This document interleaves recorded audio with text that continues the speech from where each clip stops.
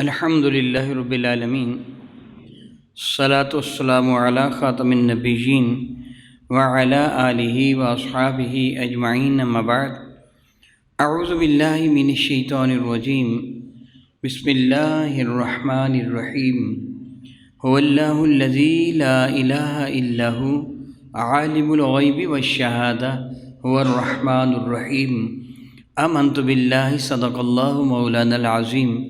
قال اللہ تبارک و تعالی جل وعلا فی شان حبیبہ مخبرا و آمرا، ان اللہ و ملائکتہ یصلون علی النبی یا ایہا الذین آمنوا صلوا علیہ وسلموا تسلیما۔ اللہم صلی وسلم وبارک علی سیدنا و مولانا و نبینا محمد النبی الامی الکریم وعلی آلہ واصحابہ اجمعین۔ الصلاۃ والسلام علیک یا سیدی یا رسول اللہ وعلی آلک واصحابک یا سیدی یا حبیب اللہ۔ الصلاۃ والسلام علیک یا سیدی یا رحمۃ للعالمین وعلی آلک واصحابک یا سیدی یا سیدی یا سیدی یا شفیع المذنبین۔ احبابی کرام قدر، بحمد اللہ تعالیٰ ثم الحمد للہ تعالیٰ، اللہ تعالیٰ جل وعلا کا بڑا احسان اور بہت بڑا کرم ہے کہ اللہ تعالیٰ نے ہمیں انسان بنایا، اور انسان بنانے کے ساتھ ساتھ ہمیں اپنے محبوب کا امتی بنایا۔ اللہ تعالیٰ کا بڑا احسان ہے، بہت بڑا کرم ہے۔ رب ذوالجلال نے حضور کی وجہ سے، ان کے توسط اور ان کے وسیلہ جلیل اللہ سے ہم ناچیز و حقیر بندوں کے لیے بہت آسانیاں پیدا فرما دیں، بہت رحمت نازل فرما دیں۔ حضور کو سراپا رحمت عالمین بنا کے بھیجا، اور حضور کے ساتھ جو نسبت ہے رب کائنات کو بڑی محبوب ہے۔ خود ارشاد فرماتا ہے کنتم خیر امت، اے میرے محبوب کے امتیوں تم بہترین امت ہو، اخرجت للناس، تمہیں لوگوں کے لیے پیدا کیا گیا کہ تأمرون بالمعروف وتنہون عن المنکر، تم لوگوں کو نیکی کی دعوت دیتے اور گناہ سے تم منع کرتے ہو، یعنی بہت اچھے لوگ ہو۔ رب کریم امت مصطفیٰ کریم سے بڑا پیار فرماتا ہے۔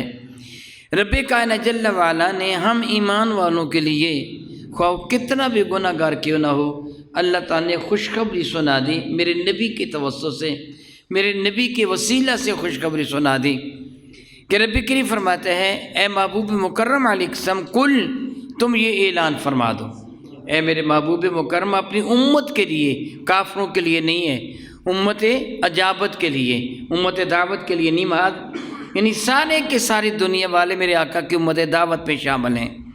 جنہوں نے مان لیا ان کو امت اجابت کہتے ہیں۔ امت اجابت کو خوشخبری سنا دیجیے، کل کہہ دیجیے یا عبادی الذین اسرفوا علی انفسہم۔ اللہ اکبر، اللہ اکبر۔ اس جگہ اللہ کا جو انداز خطاب ہے، جو مخاطب کیا، یا ایھا الذین آمنوا بھی نہیں کہا، یا ایھا الکافرون بھی نہیں کہا، یا ایھا الناس بھی نہیں کہا، بلکہ کیا فرمایا اے محبوب کہہ دو یا عبادی الذین اسرفوا علی انفسہم، اے میرے وہ بندو جنہوں نے اپنی جانوں پر ظلم کر لیا ہے، جنہوں نے گناہ کر لیے ہیں، جو گناہوں کی گندگی میں لتھڑے ہوئے ہیں، گناہوں کے دلدل میں دنسے ہوئے ہیں، اے میرے وہ بندو لا تقنطوا من رحمت اللہ، اگرچہ تمہارے گناہ کتنے بھی زیادہ کیوں نہ ہو، اللہ کی رحمت سے نا امید نہ ہونا۔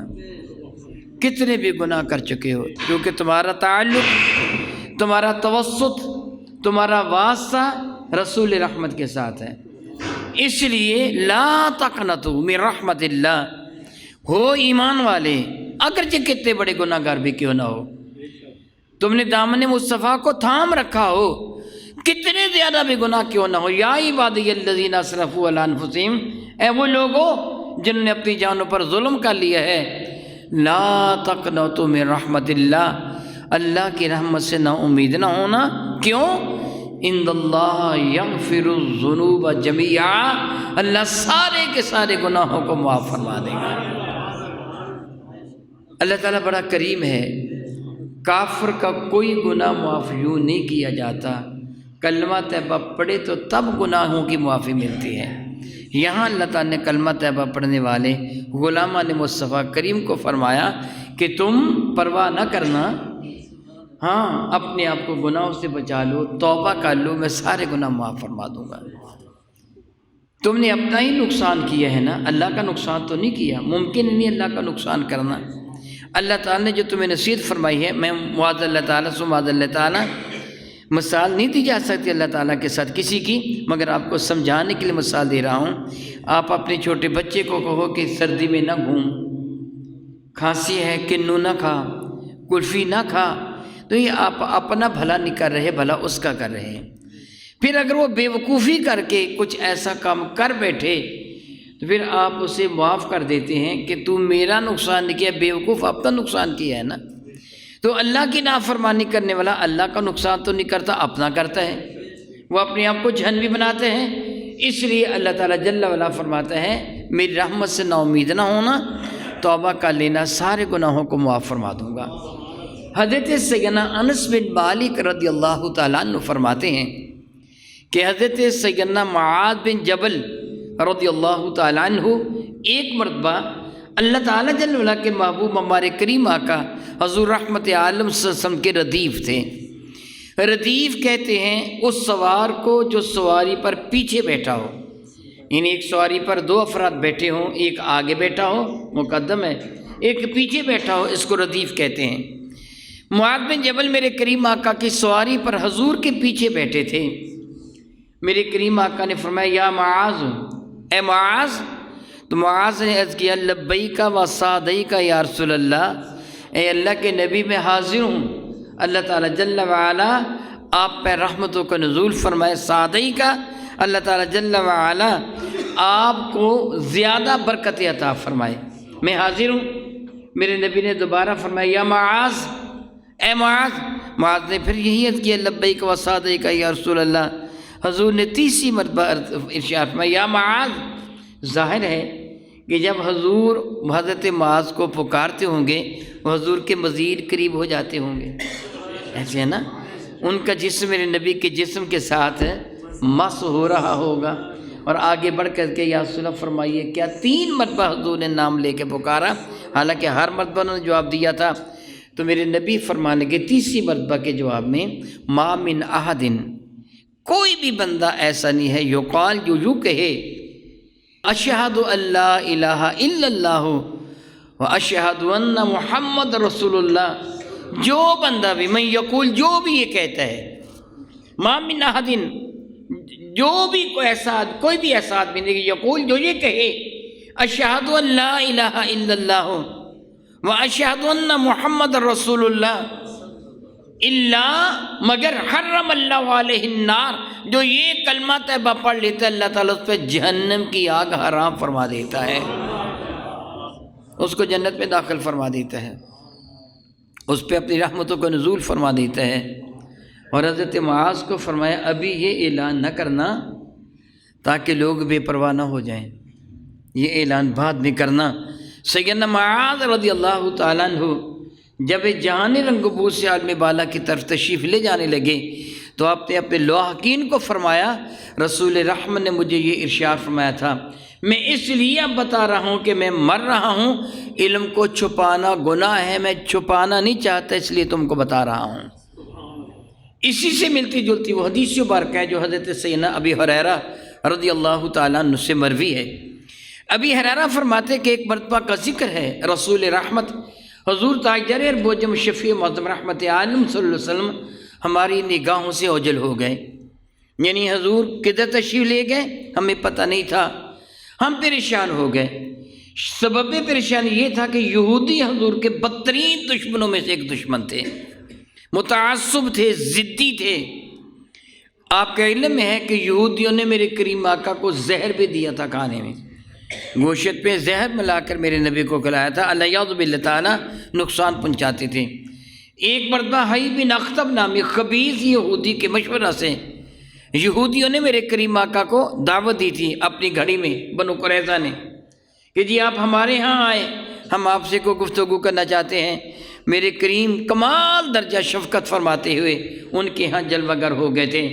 ان بدبختوں نے ایک پروگرام ترتیب دے رکھا تھا، حضور سید عالم صلی اللہ علیہ وسلم کو، میرے کریم آقا کو ایک دیوار کے ساتھ بٹھا دیا، ایک کمرے کی دیوار تھی، دیوار کے ساتھ بٹھا دیا، انہوں نے چٹائیاں بالکل دیوار کے ساتھ ملا کے بچھائی تھیں، حضور دیوار کے ساتھ ٹیک لگا کے تشریف فرما ہو گئے۔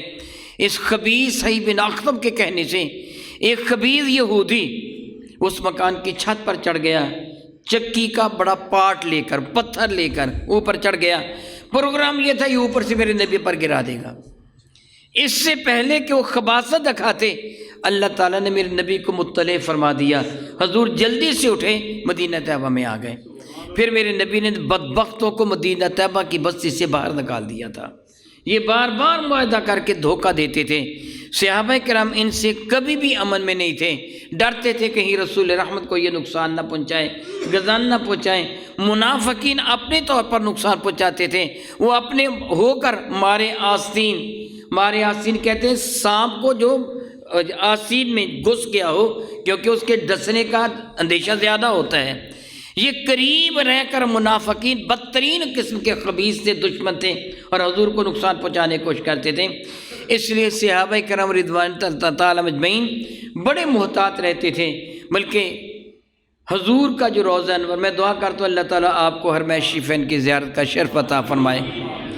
اگر آپ ریاض الجنہ کی جانب جاتے ہیں تو اپنا چہرہ سرکار کے روضہ انور کی طرف کریں، تو پہلا ستون جو آدھا اندر ہے آدھا باہر ہے، اس کے اوپر لکھا ہے اسوانۃ السریر، سریر چارپائی کو کہتے ہیں۔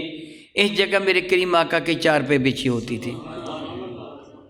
میرے کریم آقا چارپائی پر اعتکاف فرماتے تھے، بعض اوقات اعتکاف چارپائی پر فرماتے تھے۔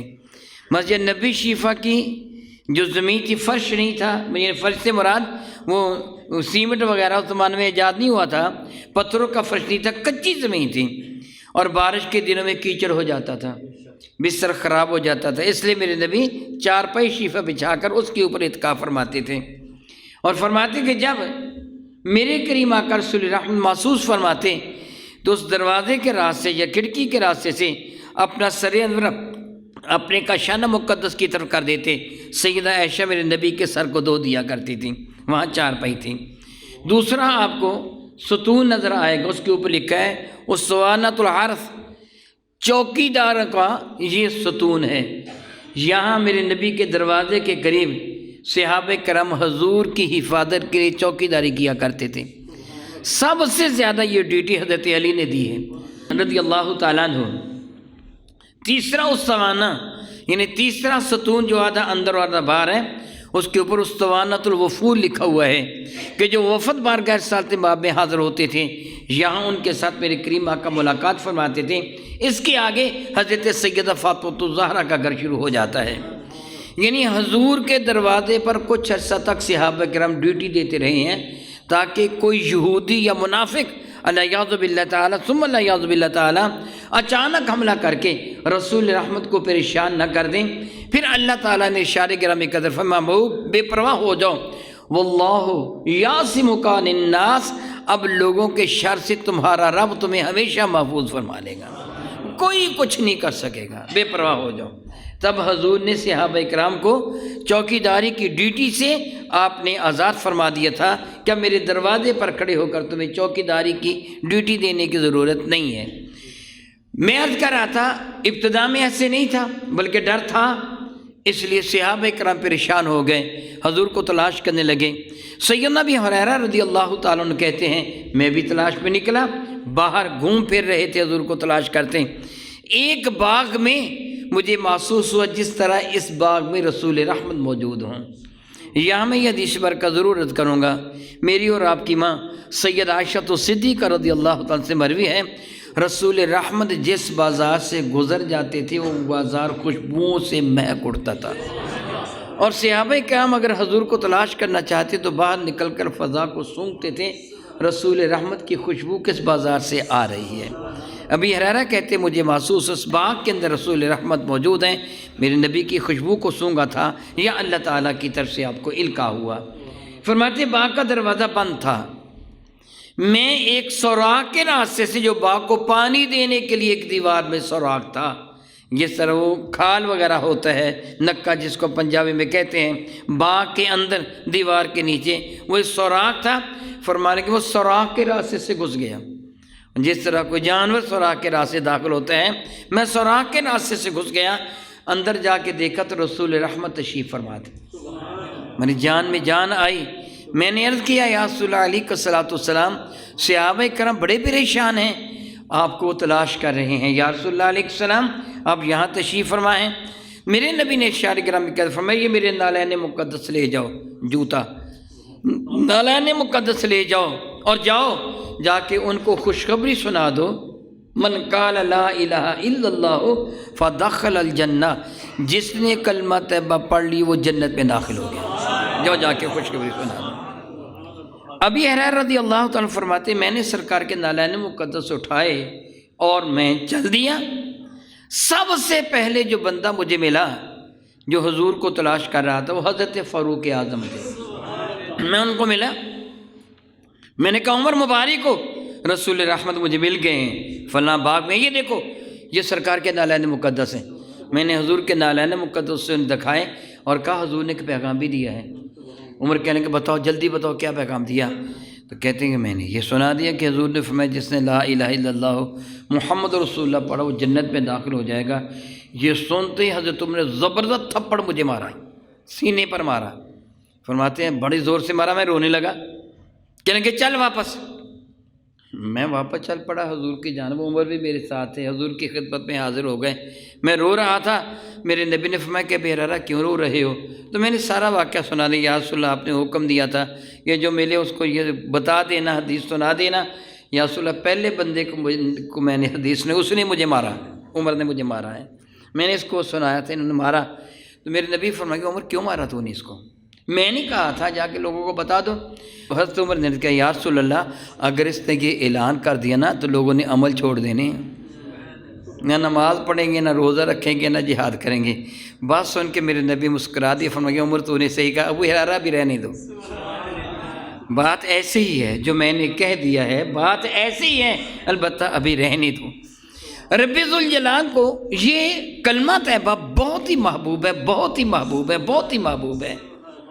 جامع ترمذی میں ایک حدیث ہے جس کو حدیث بطاقہ کے نام سے جانتے ہیں۔ اب کسی بھی عالم دین، وہ عالم دین ہو ایسے ہی نہ ہو، وہ پھڑیا نہ ہو، عالم دین ہو، آپ عالم دین کو کہے کہ حدیث بطاقہ مجھے سنائیں تو وہ یہی حدیث سنائے گا جو میں آپ کو سنانے جا رہا ہوں۔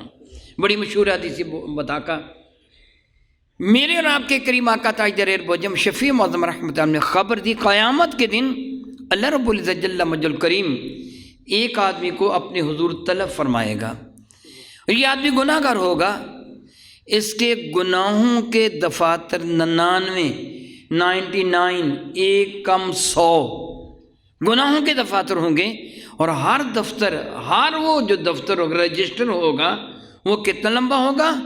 حتیٰ طولھا مد البصری، اتنی لمبائی جتنی دور تک نظر جاتی ہے اس سے بھی آگے۔ جس طرح کہتے ہیں نا جہاں تک دکھائی دیتا ہے وہاں اس سے بھی آگے تک اس کا ہر دفتر لمبا ہوگا، اور ان کی تعداد کتنی ہوگی بھلا؟ ایک کم 100، ایک کم 100 دفاتر ہیں، اور سارے دفاتر اتنے بڑے بڑے ہیں، اتنے لمبے لمبے ہیں۔ یہ دفاتر کیا ہیں؟ وہ جو انسان جو بھی قول و فعل، جو کرتوت جس انداز سے سرزد ہوتی ہیں وہ لکھی جاتی ہیں۔ قرآن کریم سے ثابت ہے، قرآن کریم بھی فرماتا ہے کہ تمہارے کرامن کاتبین ہیں۔ ہم کہتے ہیں کہ کرامن کاتبین ہمارے کندھوں پر ہیں، یہ بطور استعارہ ہے، ضروری نہیں وہ کندھوں پر بیٹھے ہوئے ہیں، نہیں، یہ استعارہ۔ جس طرح میں کہہ دوں کہ میرے گھر کا بوجھ میرے کندھوں پر ہے، میرے والدین، میرے بچوں کا بوجھ میرے کندھوں پر، یہ نہیں وہ میرے کندھوں پر سوار ہے، یہ گھر میرے کندھوں پہ رکھا ہوا ہے، یہ بطور استعارہ کہا جاتا ہے۔ آپ کہتے ہیں یہ جو کام ہوا نا اس کے پیچھے فلاں کا ہاتھ ہے، تو یہ نہیں کہ اس نے ہاتھ اس کی پشت پر رکھا ہوا ہے، یہ بطور استعارہ کہا جاتا ہے۔ یعنی دو اللہ تعالیٰ کے معزز فرشتے ہیں، اور ان کی ڈیوٹی بھی تبدیل ہوتی رہتی ہے۔ کیا میں نے کہا ان کی ڈیوٹی بھی؟ یہ میرے نبی نے فرمایا، ایک کی ڈیوٹی صبح فجر کے وقت شروع ہوتی ہے، ایک کی ڈیوٹی شام کو عصر کے وقت شروع ہوتی ہے۔ یہ حدیث مبارکہ ہے، صحیح حدیث مبارکہ ہے جو میں عرض کر رہا ہوں۔ وہ شروع کرتے ہیں لکھنا فجر کے وقت، اور اختتام ہوتا ہے عصر کے وقت۔ یہ عصر کا لکھنا شروع کرتے ہیں، اختتام ہوتا ہے فجر کے وقت۔ مفہوم حدیث ہے کہ جب یہ پہلے جاتے ہیں تو اللہ تعالیٰ ان سے پوچھتا ہے تم کس حال میں میرے بندے کو چھوڑ کے آئے؟ وہ کہتے مولا وہ نماز پڑھ رہا تھا، فجر کی یا عصر کی۔ ڈیوٹی کب تبدیل ہوتی ہے؟ فجر اور۔ وہ کہتے مولا وہ نماز پڑھ رہا تھا۔ تو دوسروں کو پوچھتا ہے جب تم گئے تھے تو وہ کیا کر رہا تھا؟ کہتے وہ نماز پڑھ رہا تھا۔ ہمارے بزرگوں نے تھوڑا سا اضافہ کر دیا اس میں۔ آپ جانتے ہیں فجر کے وقت بھی نماز کے بعد کیا پڑھتے ہو؟ تو عصر کے وقت بھی ہمارے بزرگوں نے کہا ہمارے نام اعمال کی ابتدا ہو تو درود پاک پر، انتہا تو درود پاک پر، نماز کے ساتھ درود پاک بھی شامل ہو جائے۔ بہرحال میں بتا رہا تھا یہ دو فرشتے ہیں، ایک دائیں جانب اور ایک بائیں جانب ہے۔ دائیں جانب والا امیر ہے، یعنی آقا ہے، جس طرح امیر المومنین ایمان والوں کا سردار اور آقا۔ امیر سے مراد امیر غریب نہیں ہے بلکہ آقا۔ بائیں جانب والا اس کا ماتحت ہے، دائیں جانب والا آقا، بائیں جانب والا اس کا ماتحت۔ میرے نبی فرماتے ہیں صلی اللہ تعالیٰ علیہ وسلم کہ بائیں جانب والے کو جو گناہ لکھتا ہے، حکم ہے کہ دائیں جانب والے سے اجازت لیے بغیر اس بندے کا کوئی بھی گناہ نہ لکھنا۔ یہ میرے نبی کی امتیوں کی خصوصیت ہے، کافر کی نہیں، جو میرے نبی کی امتی ان کی یہ خصوصیت ہے۔ وہ اب دائیں جانب والا نیکی لکھتا ہے، بائیں جانب والا گناہ۔ تو جب یہ نیکی کا ارادہ کرتا ہے، کیا بلا جب یہ نیکی کا اللہ تعالیٰ اس کو حکم دیتا ہے میرے بندے کے نام اعمال میں ایک نیکی لکھ لے، وہ ایک نیکی لکھ لیتا ہے۔ اور جب یہ نیکی کر لیتے ہیں تو اللہ تعالیٰ حکم دیتا ہے کہ 10 سے لے کے 700 گناہ نیکی اس کے نام اعمال میں لکھ دے۔ جتنی حکم دیتے اتنی نیکیاں لکھ لی جاتی ہیں۔ لیکن جب گناہ کا ارادہ کرتا ہے تو فرشتہ کہتا ہے خبردار اس کے نام اعمال میں گناہ نہ لکھنا، اس نے اب یہ ارادہ ہی کیا ہے، گناہ کیا تو نہیں ہے۔ نیکی کا ارادہ کرنے پر بھی نیکی لکھ دی جاتی ہے۔ یہ صدقہ ہے میرے نبی کا جو تمہاری نسبت حضور کے ساتھ ہے۔ اسی لیے اللہ فرماتا کن تم خیر امت، تم تو بڑی پیاری امت، میرے نبی کی امتی ہونا۔ حضور کے صدقہ سے نیکی لکھ لی جاتی ہے۔ گناہ کا ارادہ کرتا ہے تو گناہ نہیں لکھا جاتا۔ جب یہ نیکی کرتے ہیں تو 10 نیکی سے لے کے 700 نیکی۔ پھر واللہ یضاعف لمن یشاء، اللہ جس کے لیے چاہے اضافہ بھی فرما دے، اس کی مرضی ہے۔ بائیں جانب والا گناہ لکھتے ہیں، جب یہ ارادہ کرتے تو کوئی گناہ لکھا جاتا ہے۔ یہ گناہ کر لیتا ہے تو یہ لکھنے سے پہلے اپنے آقا سے پوچھتا ہے جناب میں اس کا گناہ لکھ لوں اے میرے آقا؟ وہ کہتا ٹھہر جا، ابھی نہ لکھ، یعنی یہ رسول اللہ کا امتی ہے، ابھی نہ لکھ، اس کو مہلت دے، شاید یہ توبہ کر لیں۔ اگر وہ توبہ کر لیں، گناہ نہیں لکھا جاتا، توبہ کی نیکی لکھ لی جاتی ہے۔ اللہ اکبر اللہ اکبر اللہ اکبر۔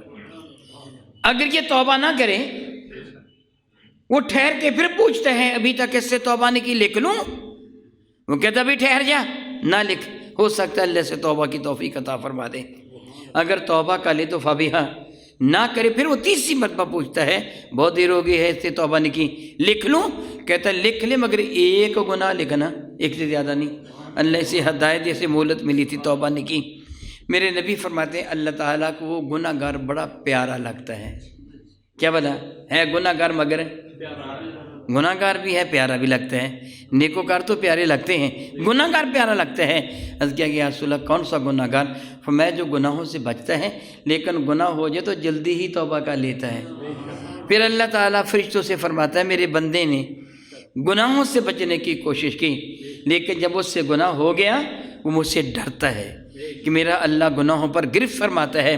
اسے یہ بھی پتہ ہے میرا اللہ کریم ہے، معاف بھی فرما دیتے، اس لیے اس نے مجھ سے معافی مانگی، میں نے اس کو معاف کر دیا۔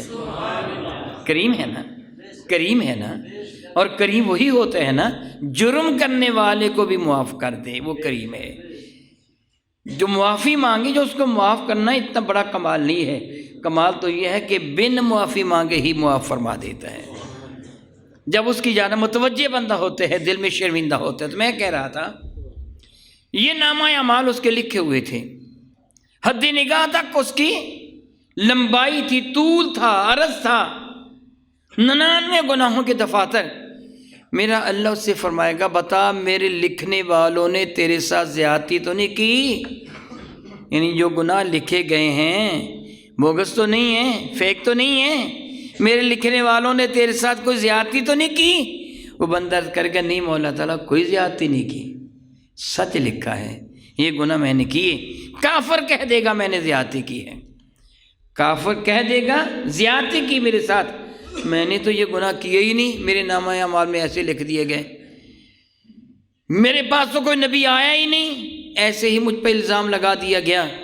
پھر اللہ تعالیٰ کافر کے لیے ایسے فرمائے گا جس طرح خود ارشاد فرماتا ہے الیوم نختم علی افواہہم وتکلمنا ایدیہم وتشہد ارجلہم بما کانوا یکسبون، ہم منہ پر مہر لگا دیں گے، پھر ان کے ہاتھ اور پاؤں گواہی دیں گے ان کی کرتوتیں کیا تھیں۔ جب وہ مکر جائیں گے نا ہم نے یہ گناہ کیا ہی نہیں، تیرے لکھنے والوں نے زیادتی کی، اس کو کہو کہ گواہ لائیں کہ یہ ہم نے گناہ کیا تھا، تو اللہ تعالیٰ پھر تیرے اعضائے بدن کو، یعنی کافر کے اعضائے بدن کو معاذ اللہ گواہ بنا کر اس کے سامنے پیش فرمائے گا، اس کا نام عمل اس کو تھما دیا جائے گا، فرمائے گا اقرأ کتابک کفیٰ بنفسک الیوم علیک حسیبا، اپنی کرتوتوں کی کتاب پڑھ لی، تیری زندگی کا حساب کرنے کے لیے یہ کافی ہے۔ پھر وہ چلائے گا مالی ھذا الکتاب لا یغادر صغیرۃ ولا کبیرہ الا احصاها، ہائے ہائے میری اس کتاب کو کیا ہو گیا، میری زندگی کا کوئی بھی گناہ خواہ وہ چھوٹا تھا یا بڑا تھا ایسا نہیں ہے مگر یہ کہ اس کے اندر لکھا ہوا ہے۔ ہر گناہ کی فلم اس کی نگاہوں کے سامنے گھوم جائے گی، جو جرم کیا تھا، جہاں بیٹھ کر جرم کیا تھا، جو در و دیوار، وہ بھی گواہی دیں گے اس کی نگاہوں کے سامنے، اس کے سارے اعمال آ جائیں گے، وہ بھی میں جرم کر رہا ہوں، وہ بھی میں جرم کر رہا ہوں، وہ بھی، پھر وہ مجبور ہو جائے گا۔ لیکن یہ ایمان والا تھا، یہ انکار نہیں کرے گا، ایمان والا تھا، یہ اپنے گناہوں سے انکار ہے مان جائے گا، مولا یہ گناہ میں نے کیے، یہ کوتاہیاں میں نے کی، میرا اللہ ارشاد فرمائے گا میرے حضور کسی پہ ظلم نہیں کیا جاتا، حق ہے، ان اللہ لیس بظلام للعبید، میرا اللہ اپنے بندوں پر ظلم نہیں فرماتا، کرم فرماتا ہے، نہ کردہ گناہ کی سزا نہیں دیتا، کیے گئے گناہوں کو معاف فرما دیتا ہے، کرم فرماتا ہے، ظلم نہیں فرماتا۔ فرمائے گا میرے حضور کسی پہ ظلم نہیں کیا جاتا، تیرے ساتھ انصاف ہوگا۔ وہ بندہ لرزے گا، ڈرے گا کہ اگر وہی انصاف ہوا جو انصاف معروف ہے، جس کو میں جانتا ہوں، تو پھر میں تو سیدھا جہنم میں جاؤں گا، کیونکہ گناہوں کے اتنے دفاتر ہیں نیکیاں نہ ہونے کے برابر۔ پھر اللہ رب العزت جل وعلا اسے ایک بطاقہ کارڈ، بطاقہ کارڈ کو کہتے ہیں، جس طرح شناختی کارڈ آپ کا آئیڈینٹی کارڈ ہے، آئی ڈی کارڈ، یہ سب بطاقہ، اللہ تعالیٰ ایک بطاقہ عطا فرمائے گا، ایک کارڈ، کاغذ، ایک پرزہ عطا فرمائے گا، فرمائے گا تیری یہ نیکی میرے پاس محفوظ ہے، اس کو نیکیوں کے پرڑے میں رکھو۔ وہ عرض کرے گا مولا یہ ایک بطاقہ نیکیوں کے پرڑے میں، 99 دفاتر گناہوں کے پرڑے میں، مولا تعالیٰ اس کی حیثیت ان کے مقابلہ میں کیا ہوگی؟ میرا اللہ فرمائے گا مگر تجھ پہ ظلم نہیں کیا جائے گا۔ جب یہ بطاقہ اس کی نیکیوں کے پرڑے میں رکھا جائے گا، نیکیوں کا پرڑا بھاری ہو جائے گا، گناہوں کا پرڑا ہلکا ہو جائے گا، میرا اللہ حکم دے گا یہ بندہ کامیاب ہو گیا، اس کو جنت میں لے جاؤ۔ وہ بندہ عرض کرے گا مولا یہ کیا ہوا؟ حیران و پریشان، آنکھیں کھلی کی کھلی، مولا یہ کیا؟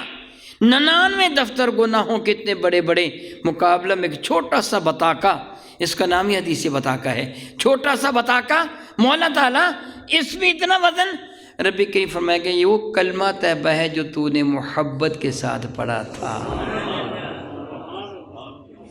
یاد رکھ میرے نام سے بڑھ کر کائنات کی کوئی بھی شے وزن نہیں رکھتی، میرا نام سب پر غالب ہے۔ اس پر کیا لکھا ہوگا؟ کلمہ طیبہ لکھا ہوگا، اللہ کی توحید و نبی کی رسالت کی گواہی لکھی ہوگی، چنانچہ رب کائنات اس کو جنت میں بھیج دے گا۔ ذرا غور کیجئے کہ کلمہ طیبہ کتنی عظیم دولت ہے جو رب کائنات نے میرے نبی کے صدقہ سے ہمیں عطا فرمائی۔ میں قبل ازیں تھوڑی ہی دیر پہلے ایک حدیث مبارکہ آپ کو سنا چکا ہوں، حضرت سیدنا ابی حریرہ کے حوالہ سے رضی اللہ تعالی عنہ، یاد ہے نا آپ کو کہ آپ باغ میں گھسے تھے اور میرے نبی نے ان کو کیا عطا فرمایا تھا؟ نالین مقدس۔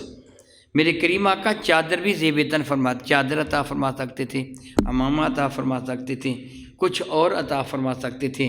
صحابہ کے نزدیک ابو ہریرہ جھوٹے نہیں تھے، ان کا صرف یہ بتا دینا کہ رسول رحمت باغ میں ہیں کافی تھا، مگر حضور نے حدیث بیان فرمانے کے ساتھ ساتھ کہ کہہ دینا کلمہ طیبہ پڑھنے والا من قال لا الہ الا اللہ فدخل الجنہ، جو کلمہ طیبہ پڑھے گا جنت میں داخل ہو جائے گا، اس کے ساتھ ساتھ اپنے نالین مقدس کیوں دیے ہیں؟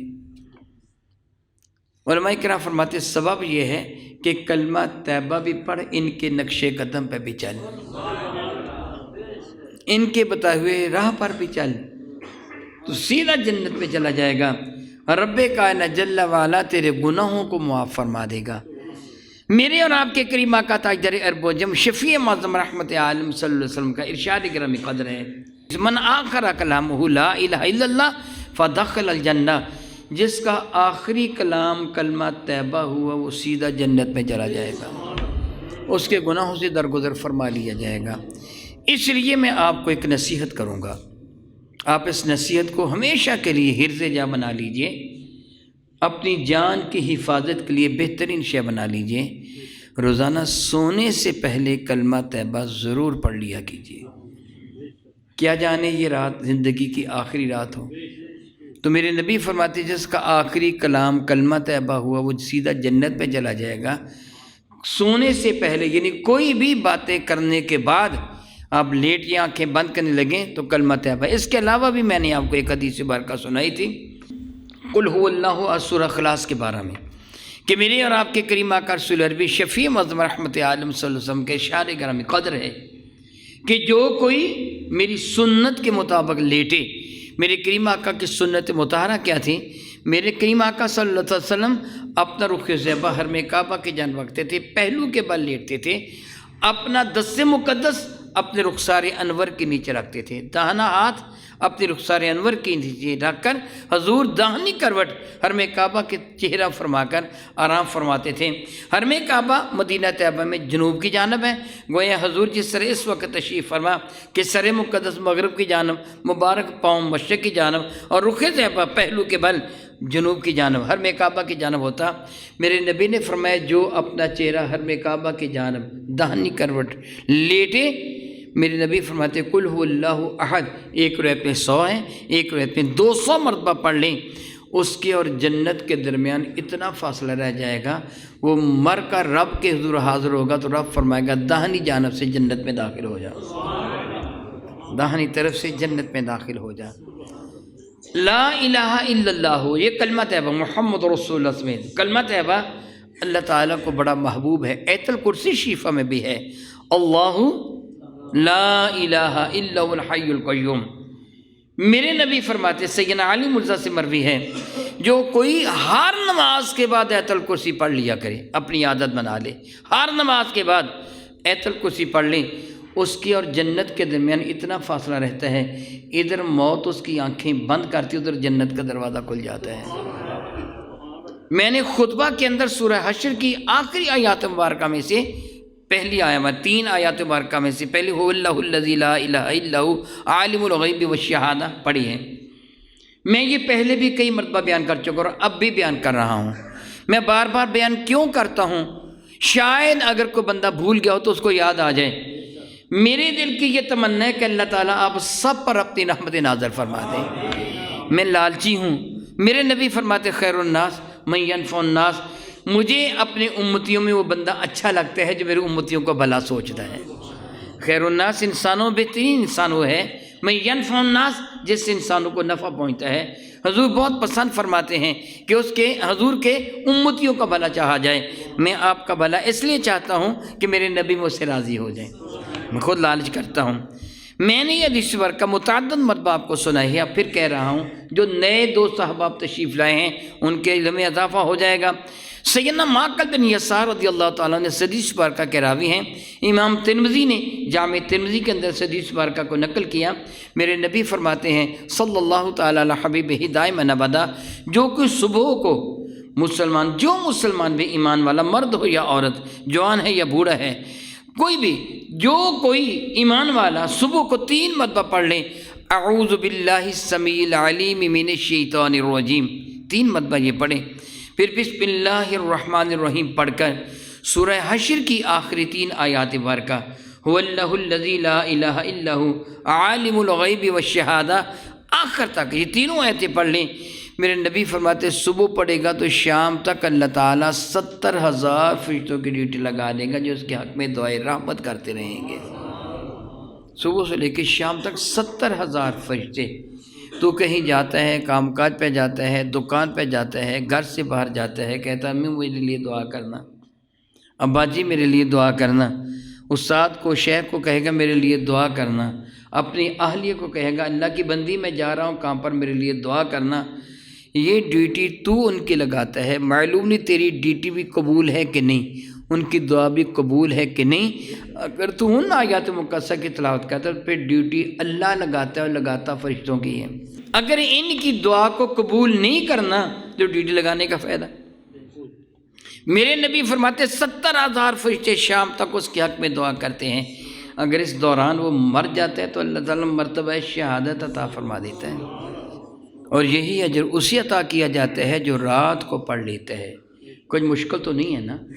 اگر ہم اس چیز کو اپنا لیتے ہیں، صبح شام ان دعاؤں کو، یعنی اعوذ باللہ السمیع العلیم 3 مرتبہ، پھر بسم اللہ شریف پڑھ کر سورہ حشر کی آخری آیات مبارکہ صبح کو بھی اور شام کو بھی اگر ہم اپنی عادت بنا لیتے ہیں تو پھر کسی نہ کسی دن مرنا ہے کہ نہیں؟ بتائیے بھلا۔